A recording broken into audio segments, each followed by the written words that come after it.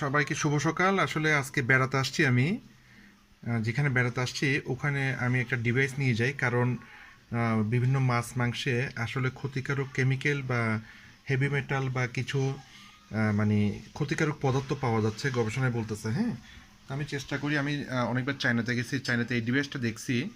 এটা তারা ব্যবহার করে এখানে ওজন প্রযুক্তির মাধ্যমে মানে মাছ মাংস থেকে ক্ষতিকারক কেমিক্যাল 99% পর্যন্ত মানে বেরিয়ে যায়। হ্যাঁ, তো খাবারকে পিউরিফাই করার জন্য বা বিষমুক্ত করার জন্য এই মেশিনটা আমি ব্যবহার করি।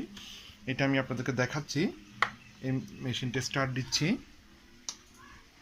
মেশিনটা আমি স্টার্ট দিচ্ছি। টাইমার টাইমার দিলাম, এই স্টার্ট দিলাম। তো এগুলো দেখেন একদম পরিষ্কার। এখান থেকে কী বেরোচ্ছে আমি পরবর্তীতে আপনাদেরকে জানাবো। হ্যাঁ, ডিভাইসটির টাইমিং শেষ। দেখেন এখান থেকে কি বের হয়েছে আমরা দেখি একটু। হ্যাঁ, এই দেখেন এগুলো কি বেরিয়েছে দেখেন।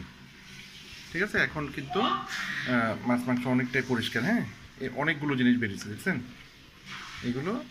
হ্যাঁ, এই জিনিসগুলো দেখেন। ঠিক আছে, এখানে আমি পাবদা মাছ দিয়েছিলাম এবং মুরগি দিয়েছিলাম। হ্যাঁ, বিশেষ করে ফার্মের মুরগির থেকে বেশি বের হয়।